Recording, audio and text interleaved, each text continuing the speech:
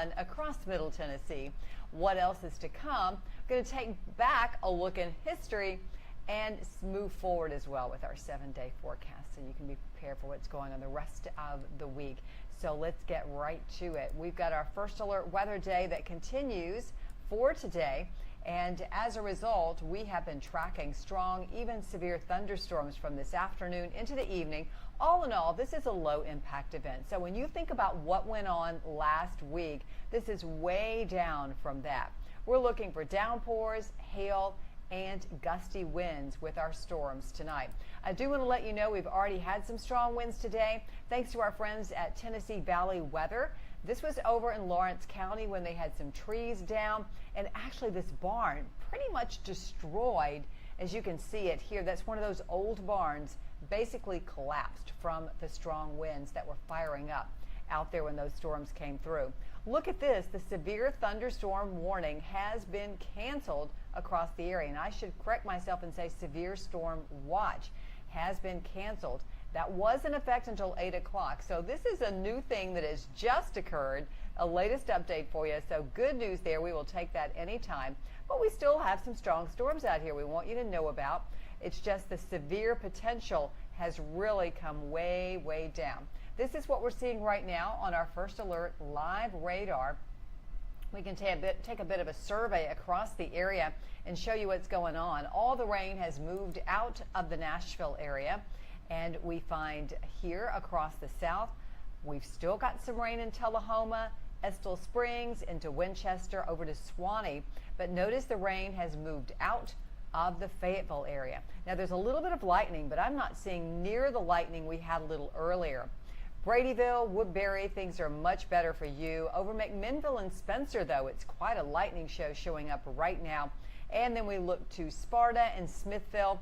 You've still got some lightning, and it is moving into the Cookeville area right now, so you are about to get the brunt of this heavy rain as it moves on by. It's moved out, though, of Alexandria and all the way back to Smyrna and Murfreesboro. Things are much, much better now as all those storms have continued to move out.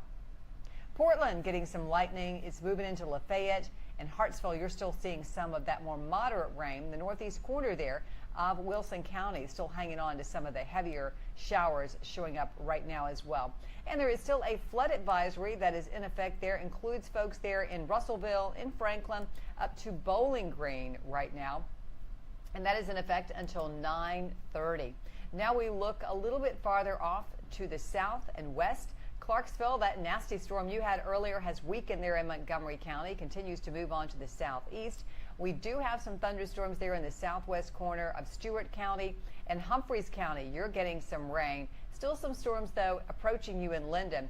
The good news here is these storms have really lost their energy, so we're not looking for much more than just rain moving into Nashville a bit later. But my goodness, look at all the rain we've had.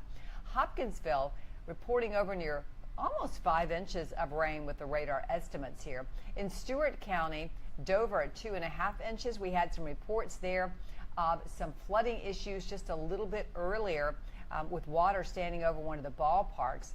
And then you can see that cluster of 2 inches right down there in Perry County up to Hickman County too, and over to Williamson County, where near Fairview you've had a couple of inches of rain show up.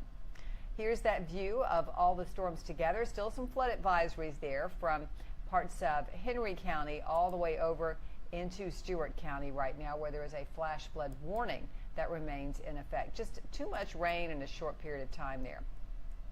Here's the setup for us, and it went by it really, really fast. Let me see if I can get that back for you.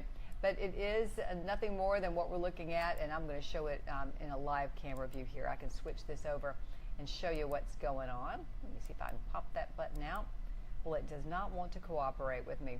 But the deal is we've got a front that is going to be coming across the area, and with that front, we'll see some drier air coming in momentarily. It'll sweep the storms out of the way, but we're still looking for some rain to continue on the back side of this, as you'll see in our future cast.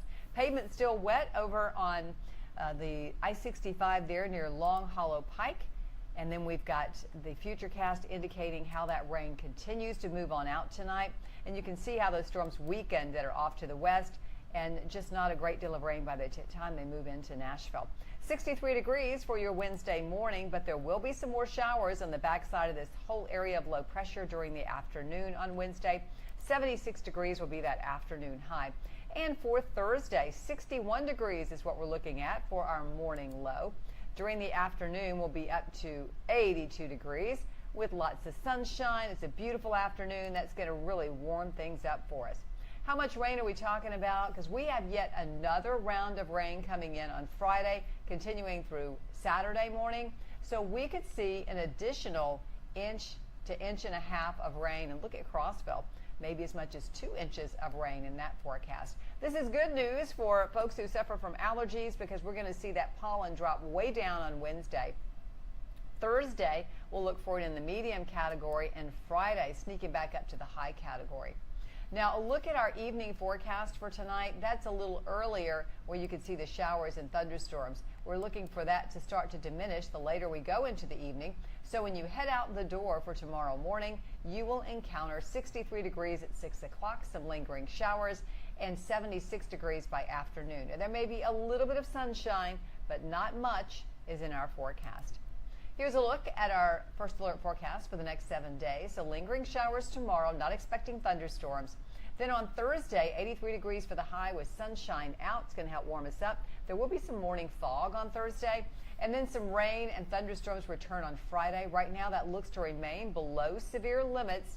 A few showers continue on Saturday, and then some isolated showers for us on Sunday. Look at that big warm up on Monday and Tuesday of next week. So it is definitely going to be on the warm side by Tuesday with 88 degrees. Now a look back in time. This is a little trivia for you. On this date, it was May 14th of 1834. I know I went way back in the history books for this one, but pretty interesting the language they used. A very severe tornado came out of Alabama, crossed across the Tennessee line, and created damage in Pulaski. Said there were numerous trees down, and also, this is interesting language too, there was damage to plantations there, right there along that Tennessee and Alabama line. But keep in mind, that was May 14th of 1834. Way, way, way back then. Well, thank you so much for joining me tonight. We were simulcasting again tonight on my YouTube channel and also on my Facebook page, and you can catch me on both of those each evening during the week just after 7 o'clock. So we'll be on our streaming services right here on WSMV4, and also I'll be simulcasting on my Facebook page, which is Lisa Spencer WSMV, and also my YouTube channel, which is youtube.com/C/Lisa Spencer. I'll leave you with another look at our 7-day forecast, and invite you to join me tonight on WSMV4 News at 10 o'clock. And we also stream our newscast on most of your favorite streaming services, and you can also catch it on our WSMV4 app.